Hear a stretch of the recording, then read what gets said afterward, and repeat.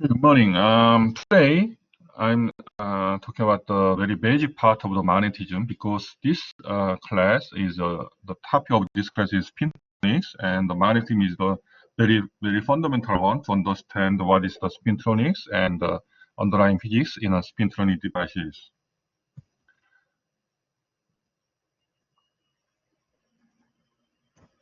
So the content of this PPT is here. I'm gonna start about the very basic of the magnetism with the introduction, and I'm gonna explain the origin of the magnetism in a classical physics view. It's very crude, but it's easy to understand, and you can get many ideas from this classical explanation of the origin of the magnetization. And then before going to a more deeper one, I'm gonna give us some review about the quantum mechanics, because I believe most of the students are familiar with the quantum mechanics, but some of our students maybe they don't remember details of the quantum mechanics. But this quantum mechanics part is very fundamental one, like the freshman level, so it's not so difficult. And after we review the quantum mechanics, I'll also explain about the band theory, because we need a band theory to understand many physics in spintronics.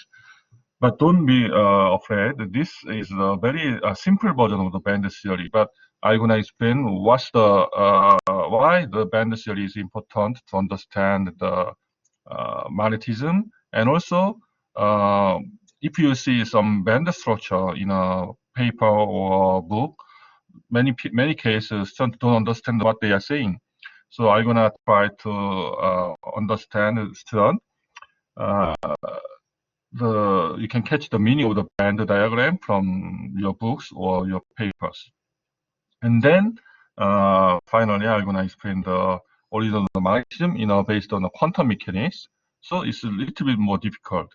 And then also I also explain the magnetism of the typical metals, 3D transition metals, means the iron, cobalt, and nickel alloys. So it will be a very practical one. So we are now talking about the magnetism. So we need to understand what's the meaning of the magnetic field first. In a previous class, I showed the various type of the magnetic permanent magnets. Looks like this one is a N-ion boron magnet. It's a very strong one, and this is the ferrite one. So as you see here, in order to generate the magnetic field, we need a permanent magnet. And what is the inside of this permanent magnet? The answer is spin. And why this spin, which one is the fundamental property of the electrons, can generate the magnetic field? I'm going to explain it later. And the second way is if we have a running current, as you see in this cartoon, if we have a running current in this coil, we can generate magnetic field in this way. So we can generate the magnetic field with the electromagnet or solenoid or just a single conducting wire. And anyway, in a near from the running current, we have a magnetic field. This is very well-known one. So we have two kinds of sources of the magnetic field. But eventually, those two are physically identical because this permanent magnetic field can be explained by this running current model. So I'm gonna explain it later. Okay. So what is then what's the magnetic field? Usually we represent magnetic field by the character B, the capital character B. But the truth, the actual exact name of this B is the magnetic flux density. Magnetic field is another one. But anyway, many times we mixed up. So sometimes I call B is the magnetic field, but sometimes I call this is magnetic flux density. But please don't be confused.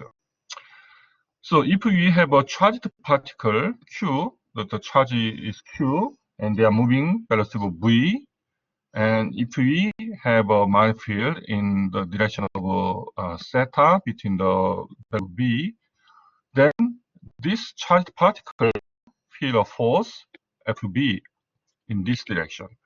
And in this direction, we need some mathematics, vector product or cross product in this form. If we multiplied velocity v times magnetic flux density b, we obtained the force, the magnitude, and the direction of the force is defined in this equation. So let me ask a simple question. Is there any student who are not familiar with this cross product?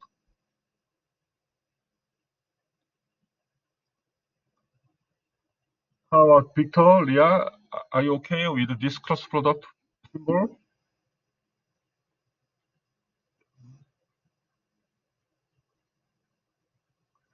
Okay, so this cross product means the left-hand side result is the perpendicular to this V and B. As you see here, if we have a V vector and B vector, they can make simple on single plane like this. And this F vector must be perpendicular to this plane. So that's what we call the cross product. And before going further, I'm gonna define the unit of the B, the magnetic flux density.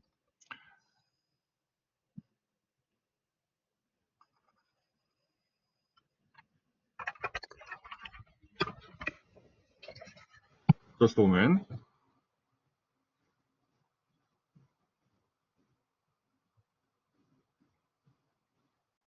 When we learn about the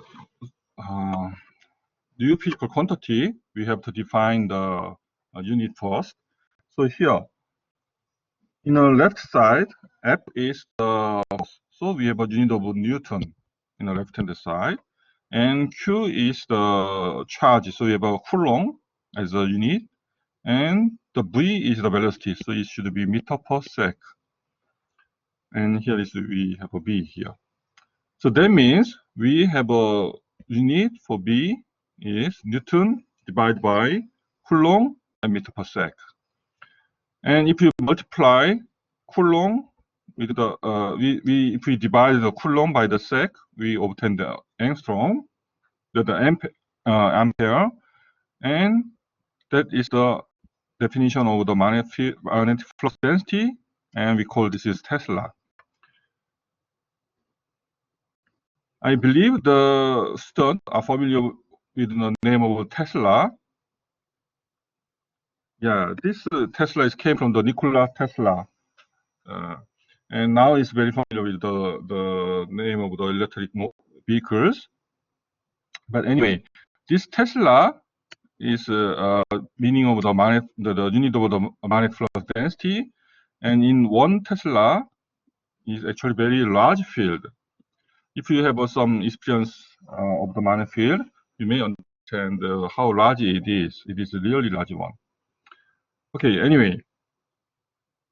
So please keep in mind, the unit of the magnetic flux density is Tesla, and actually they are Newton divided by ampere and meter. Okay, and if we have an electric field coexist, we can add up these two fields. That's what we call the Lorentz force. So with this simple equation, you can understand if we have a charged particle Q with the velocity V, and if we have an electric field and the magnetic field, you can obtain the force acting on a charged particle. And with this equation, we can, if we measure the force in a charged particle, then you can convert this force to the magnetic field. That's how you can determine the magnetic field. And this magnetic flux density, they have a very important properties. If we take the surface integral to the magnetic flux density, we can obtain the magnetic flux. This is magnetic flux. Actually, this concept of flux is, you can imagine kind of the water flow. So, and and you have to understand the meaning of this surface integral, but it's maybe too much in this class now. So if you don't understand the meaning of surface integral, you should take a look some textbook. And the important property of this flux density, the integral of the flux here, if you take this surface integral in this symbol means the closed surface, then we obtain the zero. We obtain always zero. That means if you have a magnetic field, then if you follow this magnetic field, then they should make the closed loop. So if you take the surface integral for the closed surface, we always obtained same number of same flux of the outgoing and the incoming. So this is one of the very basic fundamental property of the magnetic field. Okay, so let me compare to the electric field and the magnetic field. Here I assumed you guys are familiar with the electric field. So if you compare to the electric field to the magnetic field, if you don't understand what is the electric field, then you need to take a look at the textbook for the fundamental physics. Okay, so electric field can be generated from the monopole charge. That means if you have a plus charge or minus charge, I'm sorry, here is plus, this is minus.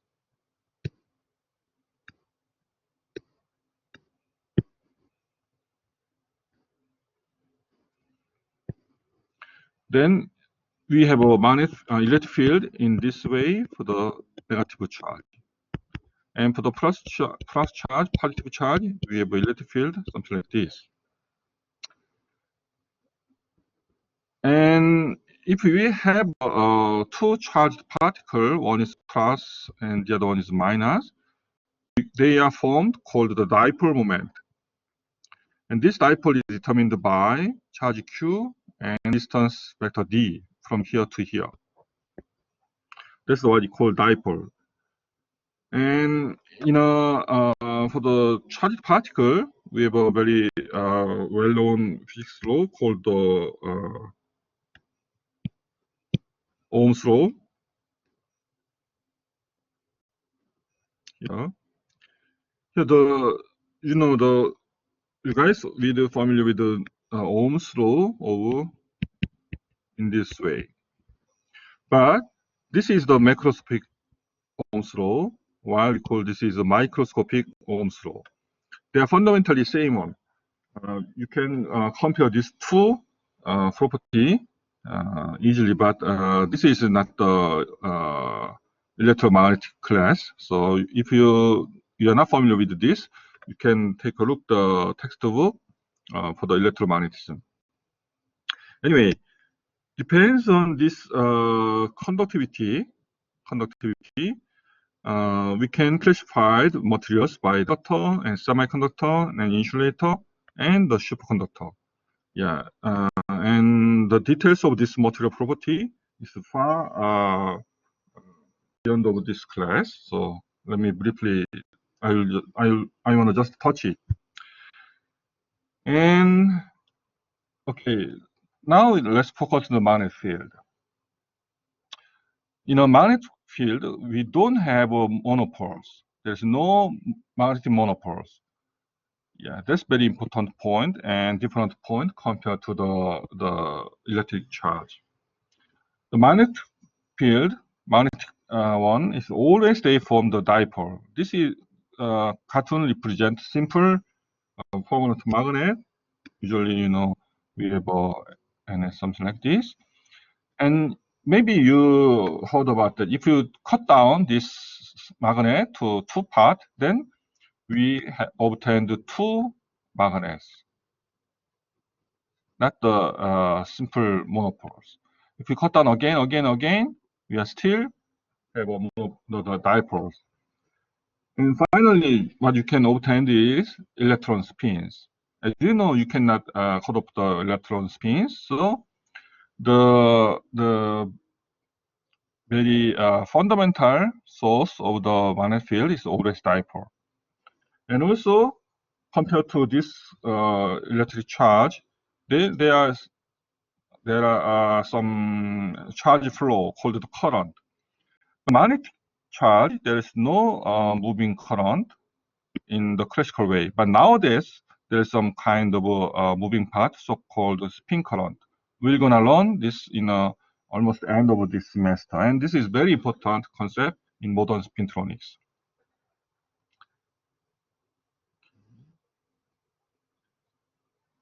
And also, let me compare to some susceptibility concept, electric and the magnetic field.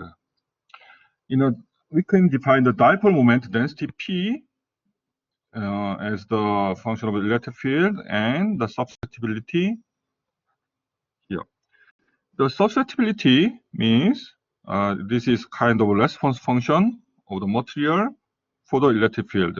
What's the meaning of the response function? That's a very important concept in physics. Let me ask a simple question. If you have some kind of samples here,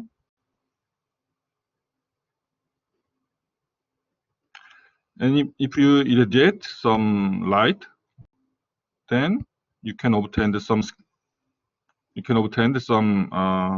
reflected light.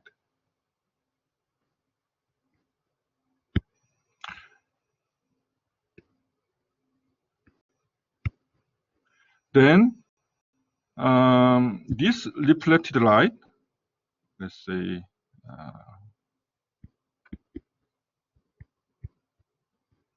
and this reflected light is kind of a response of this instant electric, the instant light, and this reflected light is function of the instance light and the property of the surface of this material. So this response always depends on the input and the object which we want to test. If you change this light to the X-ray, the output can be X-ray, or either they can be kind of a light or electron, or you can obtain the many kind of outputs. So any kind of input, you can obtain the other types of the outputs. That's the very simple diagram. If you have some input, if you have an output, and this is a sample, then the output is always the function of the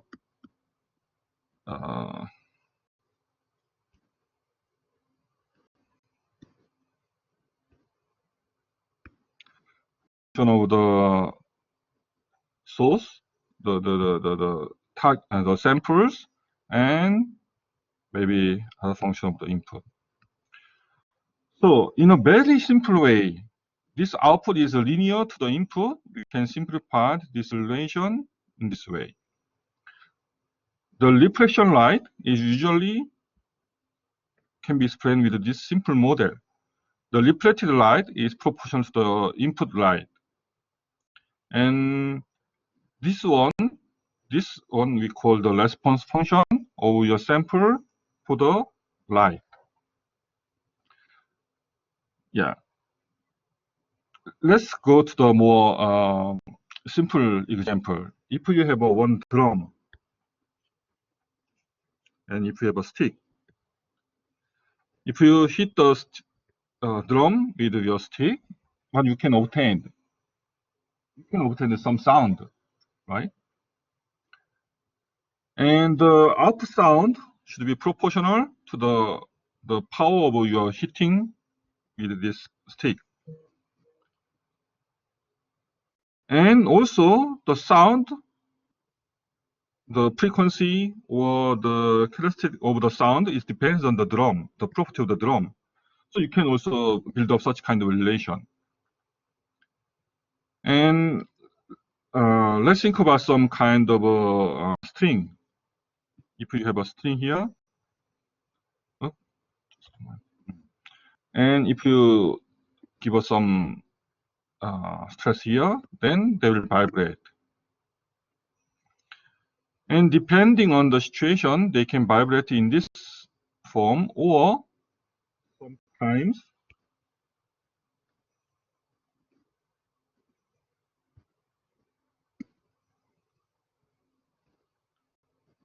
you may obtain this form. And this kind of standing wave is determined from the property of this string. Here I call the length of L. So that means this outcome depends on the material parameter or depends on the characteristic of your samples. So if you measure the response function, you can obtain the information of your samples. That's very basic idea. Okay, so this concept of the response layer, response function is very, very important in many. Okay. So yeah, simply there is some many examples in a response function in our everyday life. For example, I'm not sure about the French student, but for the Korean student, if you go to the market to buy a watermelon, you will buy a very well matured watermelon. Then how you can determine this watermelon is good or not?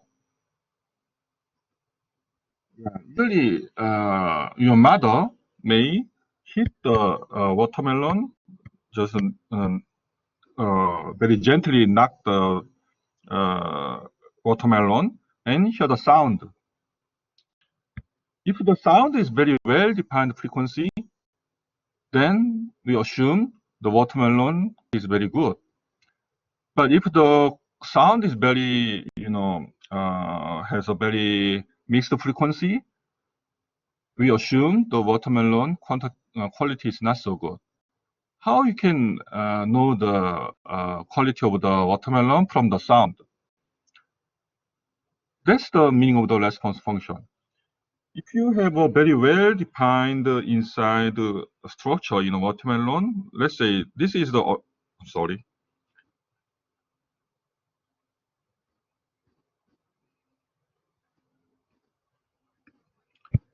Yeah, let's model those watermelon by the simple sphere. And actually this is the shell. And inside of the watermelon, we have a, I don't know the English name, but the inside of the watermelon is approximately almost similar to the water. If you can assume if they are well matured, the all density and the property of the inside the watermelon is very uniform. So you can form very nice standing wave inside of the watermelon. But if you have a very irregular inside, means the quality of water is not so good, then there are so many scattering source. So we cannot determine the very well defined wavelength, in other words, frequency. So that means if you have a very sharp and well defined frequency sound, that means you have a uniform inside. In otherwise, if you generate very poor sound, not well defined frequency, mixed frequency, that means there are many scattering sources.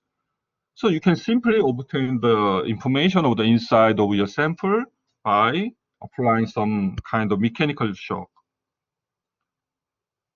So that's kind of response function. This very similar thing happens in earth scientist. When we have an earthquake, let's change. This is the earth. If we have some earthquake, there are some kind of waves traveling. By measuring the earthquake in long distance, they can study inside of the earth. So that's also the kind of a concept of the response function. Okay, so that's why I call this is very important concept in physics. many common concept in many field of the physics, not only the physics, but the many engineering part.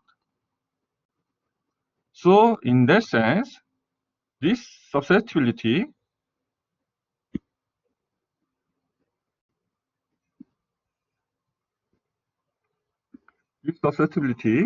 include many information of your samples. If your sample is kind of the solid materials, then this response function susceptibility including all response of the electron to the electric field. So they are including all electrical property of your samples. Okay. And how about the magnetic one? If we have a magnetization, in other words, magnetic dipole moment density M, they are determined by the multiplication of the external magnetic field. Here, the H is the external magnetic field, and the susceptibility, magnetic susceptibility. They have all information of the magnetic property of your samples. And there is some relation between the magnetic flux density B and the magnetic magnetic field and the magnetization in this way. And also we have a relation with M is susceptibility multiplied by the magnetic field. We can replace M with this form. And also we have a relation with mu. Here mu is 1 plus magnetic susceptibility. And this all relation in a unit of the MKS. Unfortunately, in a study of magnetism, the unit is very confusing. When you're using the MKS unit or you're using CGS, there are many different relations that make students very confused. Okay, so let me show the table of the various physical quantity, which one is used in a magnetism. Okay, so far we learned about the magnetic flux, and the typical symbol is psi, and the unit in a MKS is Weber. We call this is Weber, and the magnetic moment is simply we represent small m, and they multiplied by Weber to multiplied by the length m. And the magnetization or magnetic moment density, they have a unit of ampere per meter. And magnetic flux density B has a unit of Tesla, and magnetic field H has a unit of ampere per meter. And we have a permeability of a vacuum called the mu zero, is the unit of the Weber per meter ampere.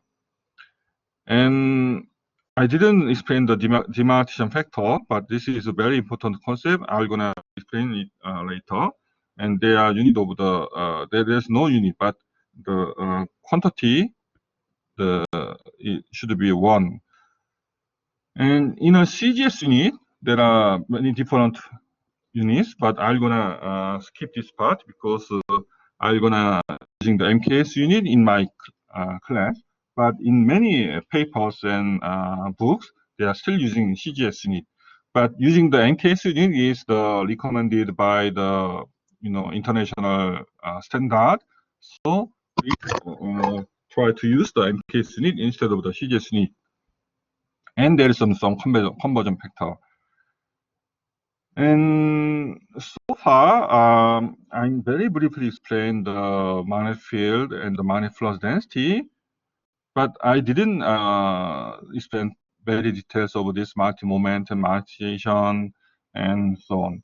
I believe this the students are already familiar with this kind of concept because I believe you took already the electromagnetism class. Okay, then. Okay, so there is some relation with the magnetic induction, magnetic flux density B and the magnetic field H and M in M case unit, we have a two relation. One is this one, the other one is this one. Here, the difference of the M is the unit. In this expression, we are using unit M in ampere per meter. So this M is the same unit of the H. Or if you define the M in a unit of Weber per meter square, then the M is different unit of the H. So in that case, your expression should be this one. Personally, I prefer this upper one. This one is more easy because we can handle the M as a magnetic field in the same unit. Okay, here the B is actually the Tesla here. Weber per meter square means the Tesla. In a CGS unit, you have a relation H plus 4 pi ms, 4 pi m. So if you see these 4 pi things, then means they are CGS unit. And in this case, the M unit is Gauss, H unit is Westerl, and B unit is Gauss. So the Gauss and Westerl is numerically same one. But when you are using the B field, they are same. But if we are talking about the magnetization, you have a factor of 4 pi difference. Okay. And what's the meaning of this sum? Here, if we have a external magnetic field, H, in a vacuum, then B field is just a multiplication of the mu zero to the H field. But inside of some material here, we have a magnetization inside of this kind of magnetic material. Then the total field of the inside is the sum of this external field and the magnetic moment, the magnetization. So in this case,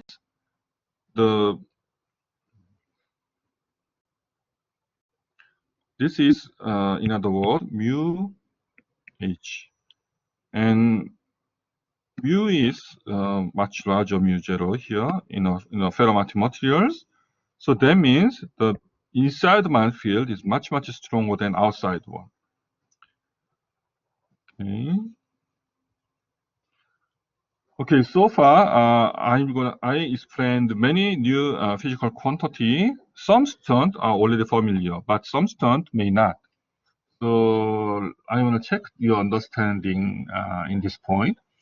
So do you have any question of these physical quantities like magnetic flux density or magnetic field or magnetization or meaning of a unit? Any questions related with them?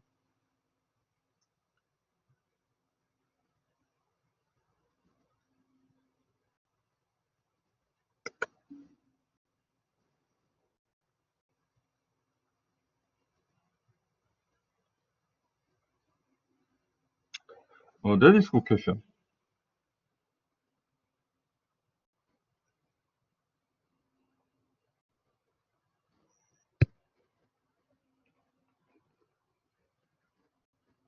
Actually, this is the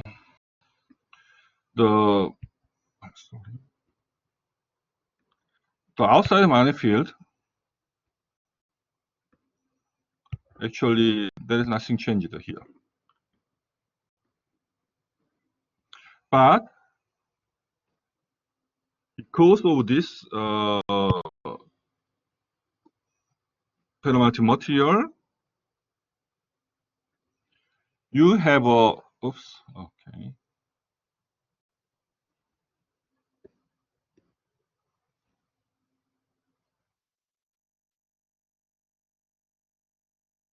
You have a magnetic field from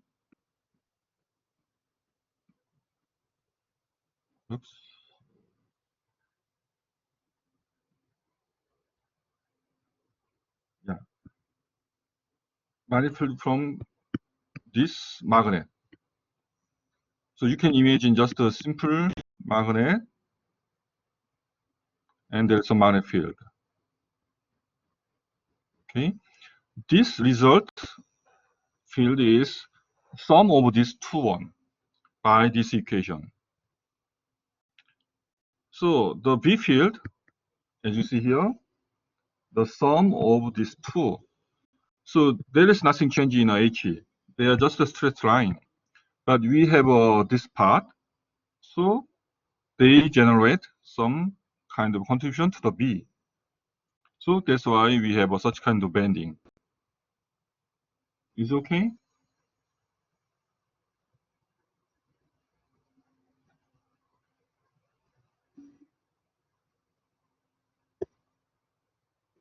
That is the very important measurement of the ferromagnetic materials.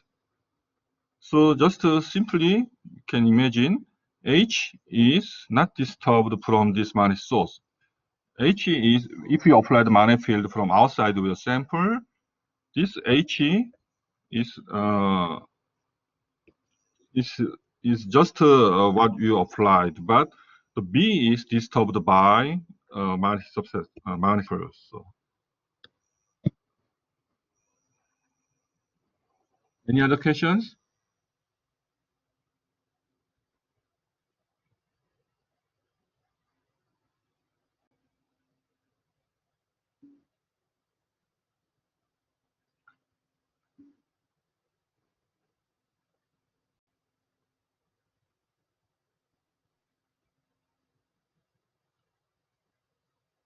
Okay, so this number actually is long history. You may know about the Coulomb force. We have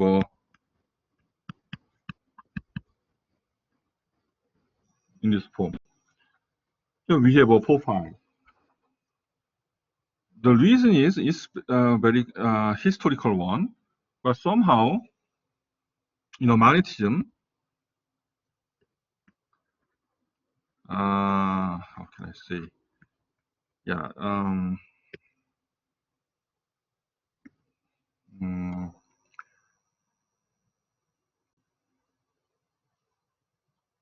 yeah.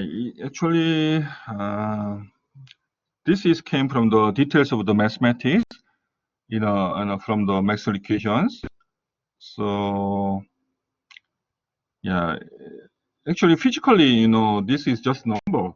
So when you change the unit, they can be absorbed inside of the values. So there's no important physical meaning, but it's just a representation problem. But MKS unit, you don't have this 4 pi. I think this is not a good answer, but maybe this is my best answer.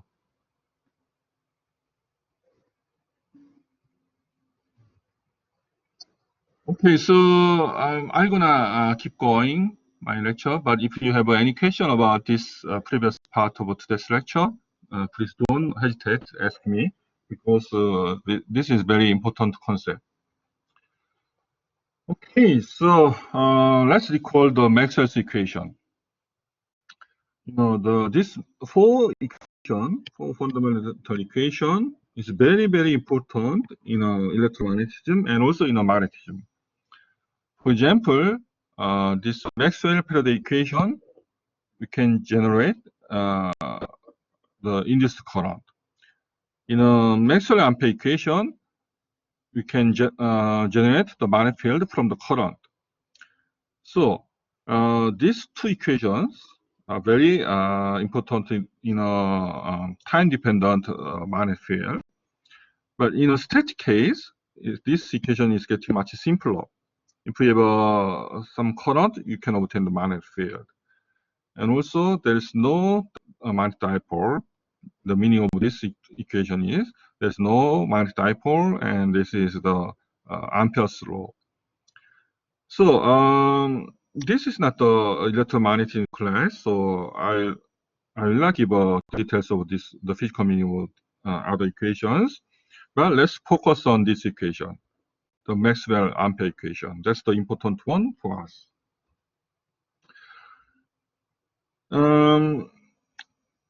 As I already mentioned, we can generate magnetic field from a running current. That means if we have a current, then there is some magnetic field around this current. And this magnetic field from current can be obtained by Biot-Savart law. or Ampere's law. Yeah, here I wanna ask some questions. Yeah, this is the French name, right? Well, what is the correct pronunciation? Can you tell us by using mic? Hello? Yeah. Yeah, it's Ampere. Sorry? Ampere. Over? Ampere. Oh, so quite So different. it's fine. Sorry about this. Yeah, so how about when I pronounce his name, maybe you cannot catch it. I'm sorry about that. But It's fine, it's we are fine. using English pronunciation, so it's quite different.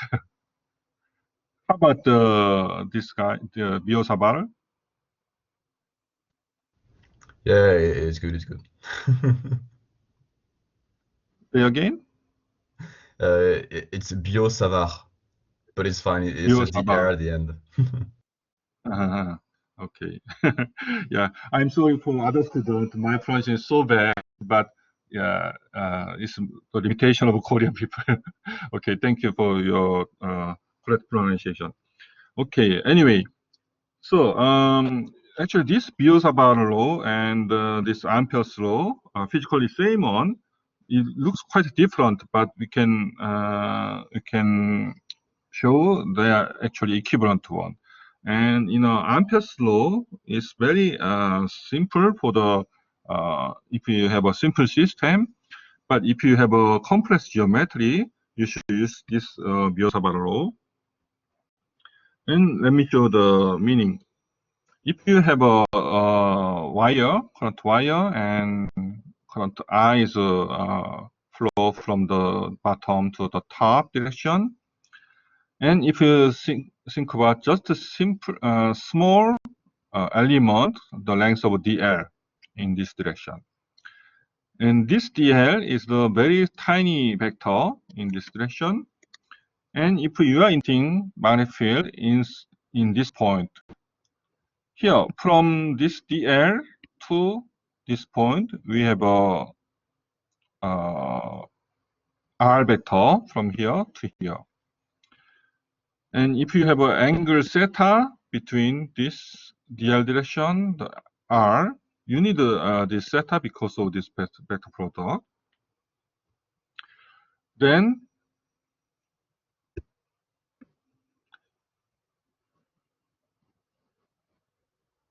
this product represent dl, the length of r, and sine theta between this angle. So we have a dl sine theta, and so we have a r cube here. We can drop it. So we obtain this one. And we have a current I here and mu 0 4 pi in a front. So the magnetic field generated by this small dl is we call dB. And in order to obtain the magnetic field from this full wire, what you can do is add up small dl from this minus infinite to plus infinite. So that means we need to take the integral in both sides. So by taking the integral, you can obtain the magnetic field in this point. And also, let's go to the Ampere's law. This means if you have a magnetic field cause of the current, you have to take the line integral of the closed path. So if you have a current here, I1, and if you take the contour integral all these lines, and every point, if you have a B field here, you should take the line integral. Then the result of this line integral, let's say here, let's see, then they are same to the mu 0 and the current I. So in this way, just a moment.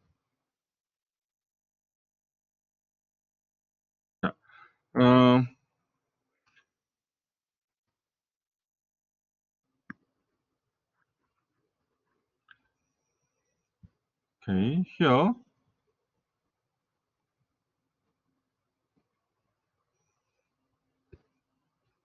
If you take this integral, actually this is not very difficult, but not so easy. You can obtain some result.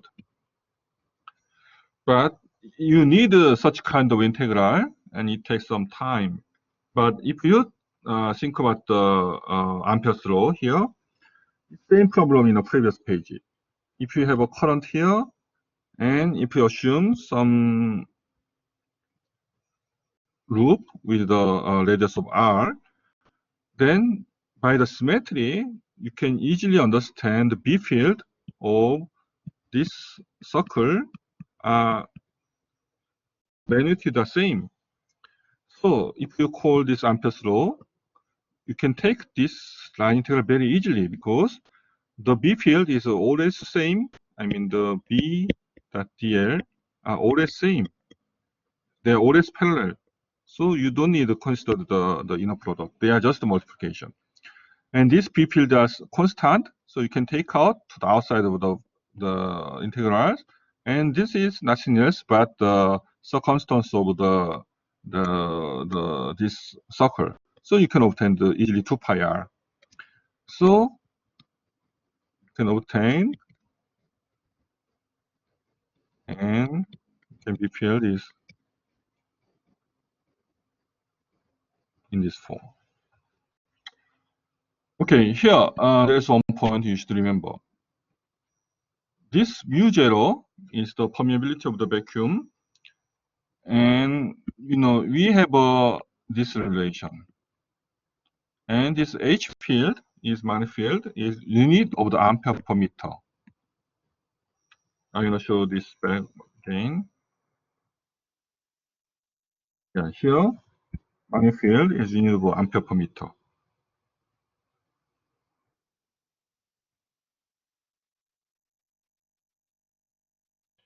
So if you obtain the V field, they should be mu zero multiplied unit of the current divided by the length. Okay, please keep in mind.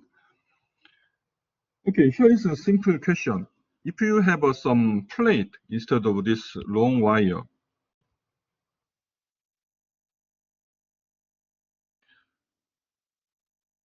if you have some current I in this plate, and let's say the width is W and height is H, and this is cross section. And what is the B field in the top of this wire?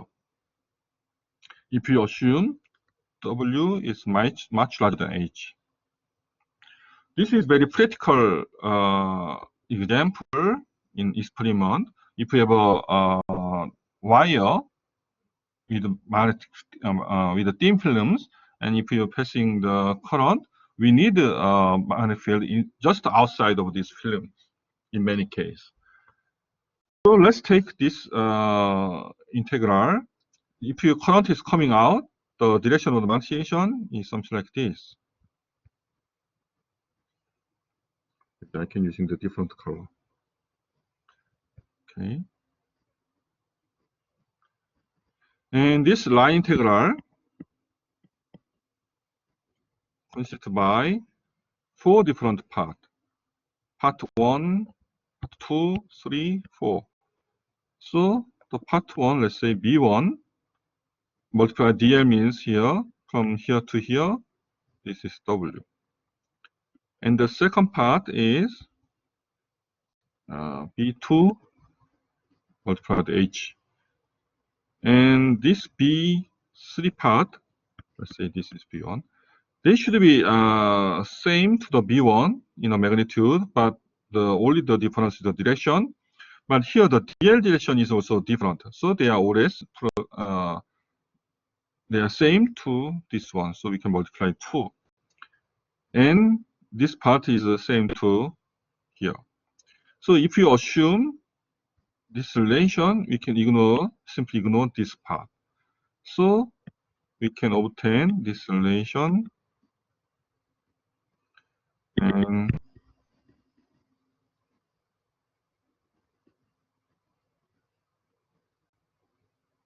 in this relation. So you can easily obtain the magnetic field in the top of the this kind of wire in this place. And this expression is quite similar to this one. Only difference is this pi. And they are unit of ampere per meter. So they should be, they always should be in this form.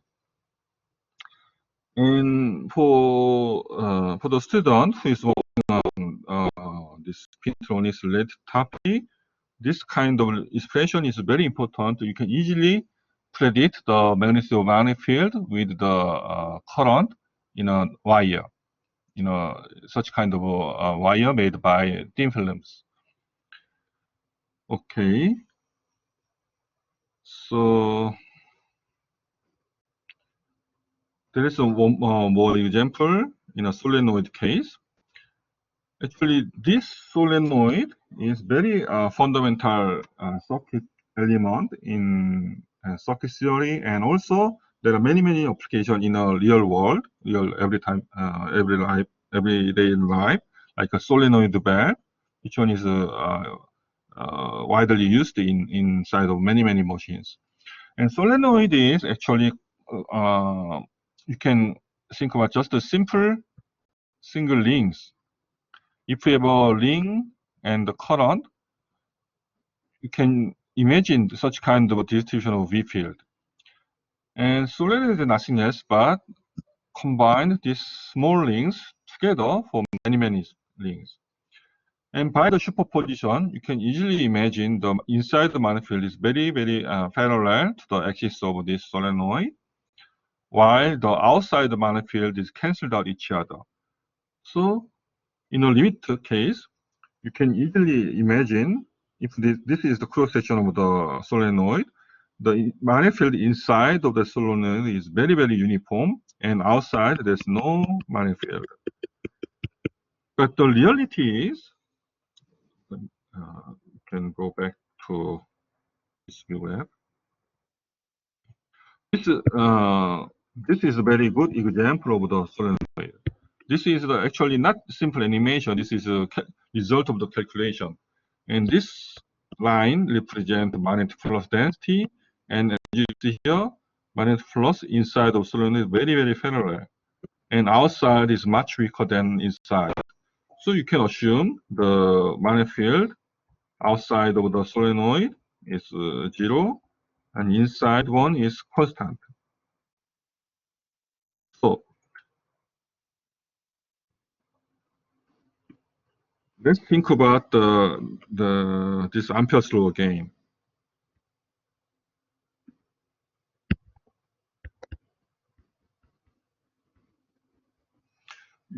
We need to take the integral this loop.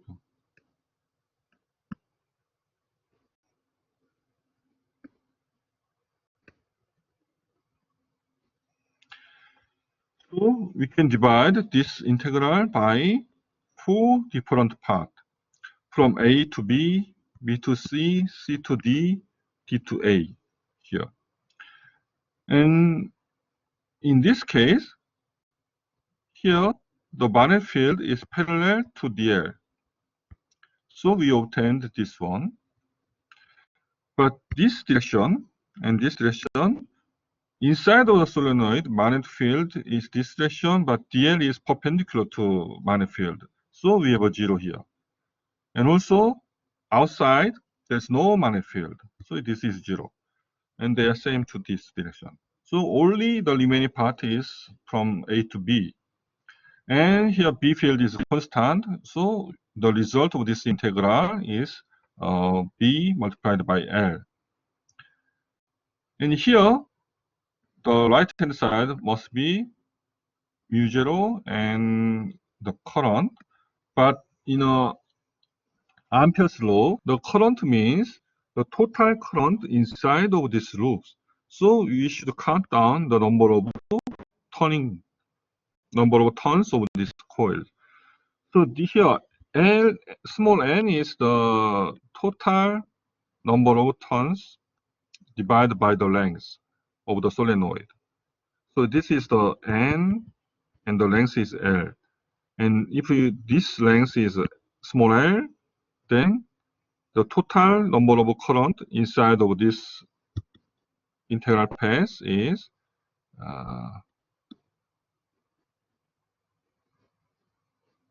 in this form.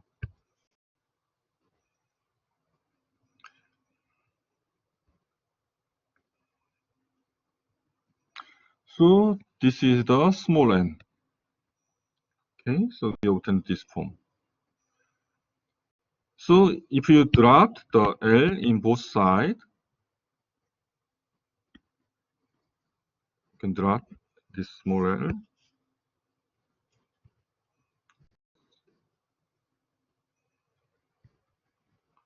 We can obtain in this equation for the solenoid. That means if you want to obtain the strong magnetic field, you should increase the small n, means the number of turns per unit length. So you should pack the wire. Okay. So here is our result.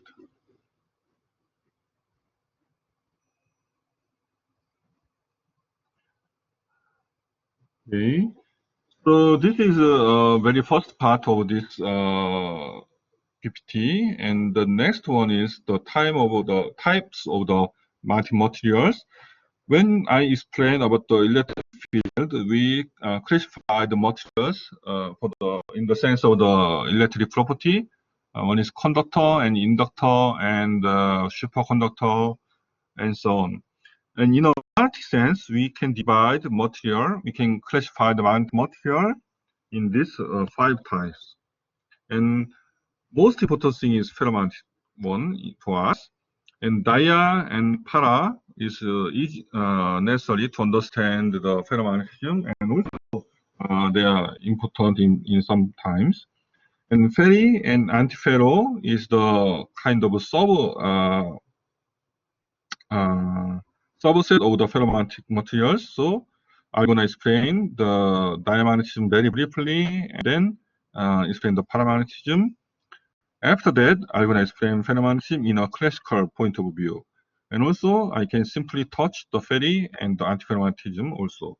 But I think today I'm going to stop my lecture here. And okay, so today I will try to explain many basic concepts of the electromagnetism. So some students are very, very familiar with them, but some of your students they don't remember this part, maybe even though they learned it. So please think about that. If you don't familiar with this kind of basic electromagnetism, you should take a look at some related textbook. Okay? So please ask questions.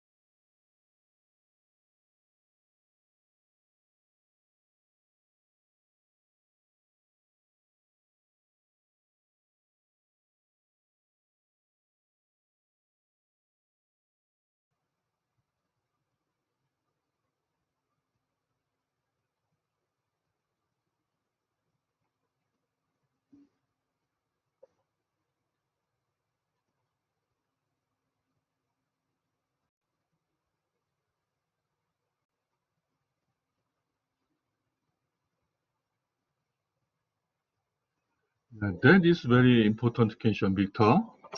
Actually, the definition of the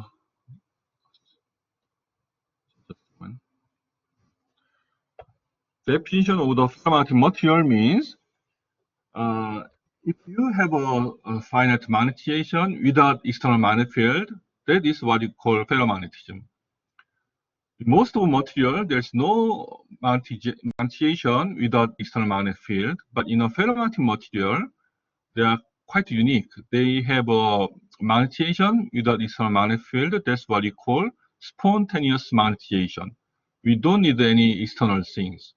That's the very unique point of the ferromagnetism. So your question is, for the most material, magnetization came from the external magnetic field. But in a ferromagnetism, ferromagnetic material, they are intrinsic. Intrinsically, they have a certain amount of the magnetization. Then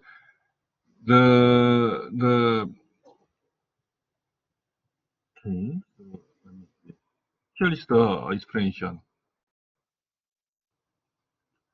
As you see here, the spontaneous magnetization means the long range ordering of the atomic moment means the all spins or all magnetic moment of each atoms pointing up in the same direction with the long range correlation without any external magnetic field. That's the meaning of the ferromagnetism. Okay, I'm gonna explain in about more details in the next class.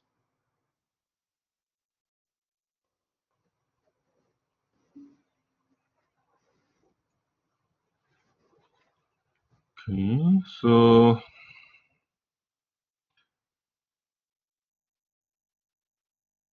yeah, actually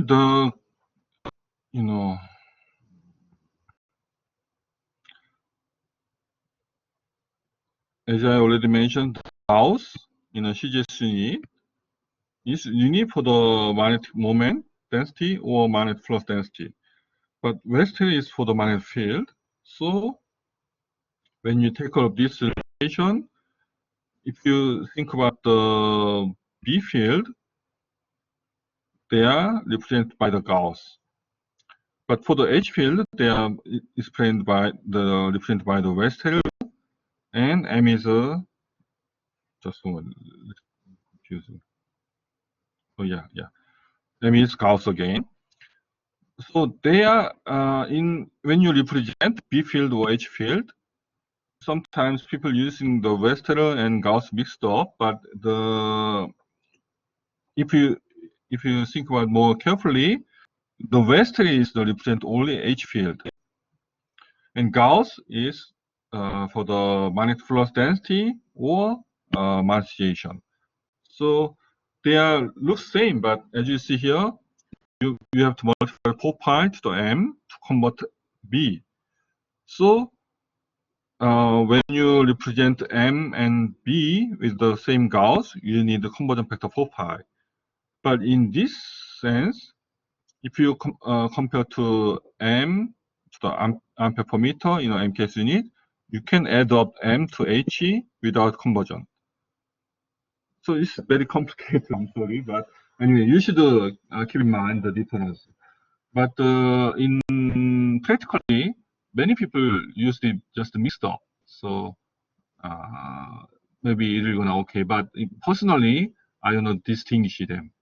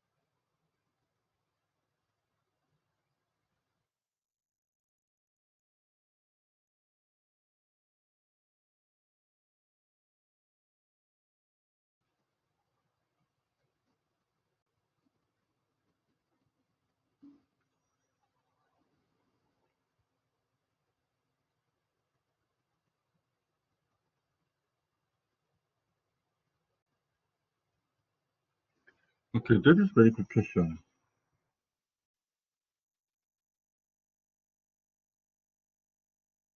Actually, when we are talking about the length or any physical quantity, say it's large or small, physics, it should be always relative. For example, the distance of 1 kilometer sometimes is a long distance, but sometimes it's very, very short distance. Let's say, if you compare to the radius of Earth, 1 kilometer is a very, very small one. But if you are talking about the wave of the wavelength 1 meter, 1 kilometer is a huge one. So when we are talking about the length scale, we should compare. So according to your question, this distance or maybe this distance, it should be much smaller than this radius. So if you back to this calculations, as I already said, this is the not just animation. This is the calculations. So in the form of the solenoid, we have several length scale. One is the radius of these coils and the total length, and also the radius of this coil. That's also important, and the distance of the each length. Here, usually we assume in the calculation, solenoid length is much larger than the radius of R here. And also, we assumed the distance, let's say,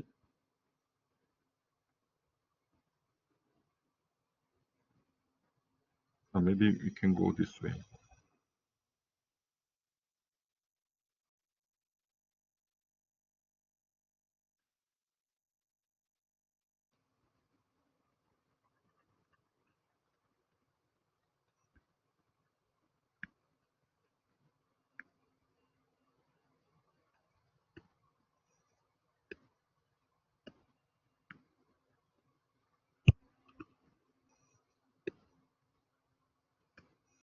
Okay.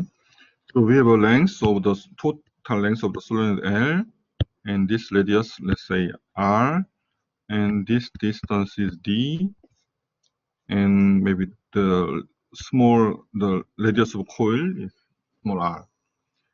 We assumed L is much larger than R in a calculation of solenoid, but we didn't mention about the distance D and small r here.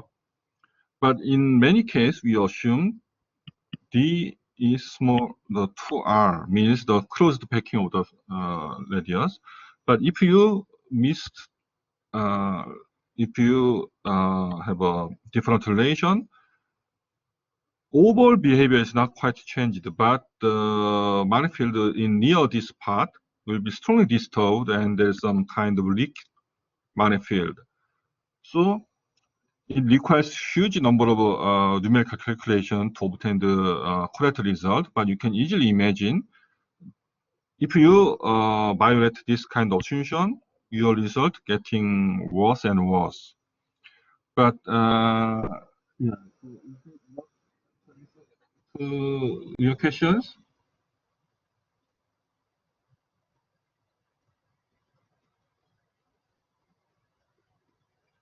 And in your question means the critical distance means you should define the meaning of the critical. Means if you magnetic field in this part very near from the coil is destroyed, like they have a perpendicular component of the 10% of the parallel component. Is that meaning of your critical problem? Or anyway, you should define the critical problem first. Then I can give a more accurate answer. But anyway, roughly we can say this relation obtained with this kind of assumption. And as you know, this relation is only valid inside of the solenoid. In the end of the solenoid, this equation is not quite correct.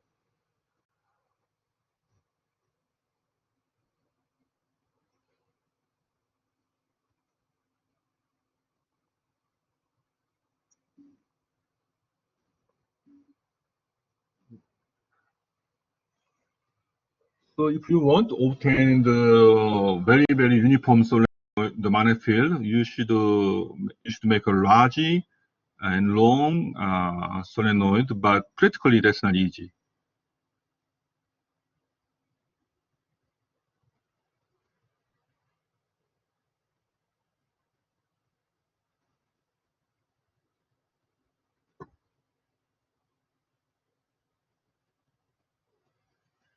May please ask one more question.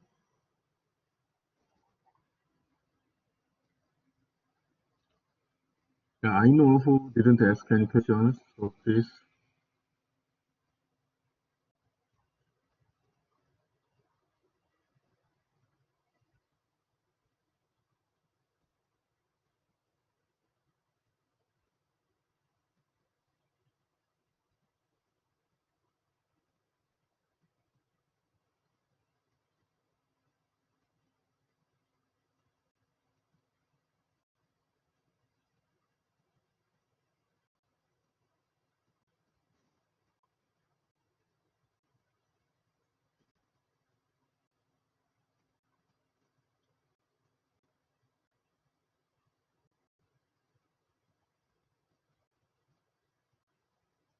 Leah, are you there?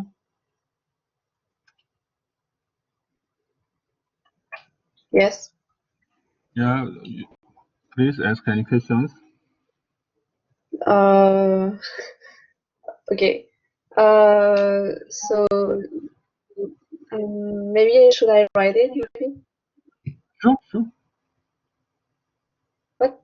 Sorry.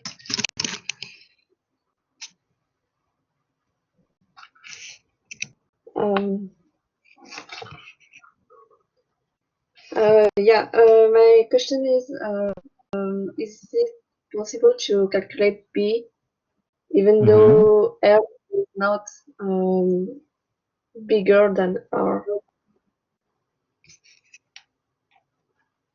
Your question is in a calculable the V field in a solenoid. If we, this assumption is not valid, then so you're talking about if this is not correct, then what happens? That's your Yes. question? Yeah. Okay. Yeah, then we cannot calculate by hand. In that case, we need numerical calculations. But somehow, in any case, if you have any kind of a coil contribution, your coil geometry, basically we can calculate by numerically, not by hand. So especially nowadays, the computing power is very, very good. So you don't need to worry about that. Even you have many good software, you can calculate such things. But still, we need to understand such kind of relation because they give many idea for us. For example, even though this relation is not valid for such kind of different case, but still we have a let's see the relationship between something like this. If you pack the more coil and more coil, you can obtain the strong B field. And if you apply the strong current, you can obtain the stronger B field. But it is not no longer uniform, and maybe there is some kind of additional factor here. But still, you have this relation because B field must be proportional to the unit must be ampere per meter. That means the current is always proportional to the V field in a certain point, and this small n is the number of turns per unit length, the unit of the inverse length. So, in order to keep this relation, ampere per meter, we still have this relation, but there is some external numerical factor in front of this relation, depends on the position. So in more general case, I can say some function of position, but still we have this relation. That's what I'm guessing. they should be correct because of the dimensional analysis. Okay. Yeah. So far, some students didn't ask any questions, but please ask at least one questions for each class, please. That's the very important part of my lecture. Okay.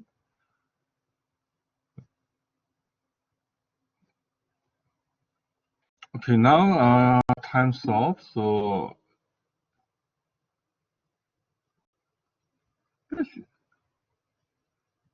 yeah. 비교사발로, yeah, you're right. When you calculate it numerically, you need a 비교사발로. You're right. But usually they require a lot of calculations. Yeah. Okay, so I'm gonna stop today's my lecture, and thanks for your attendance. Okay, then see you next Monday. Okay, bye.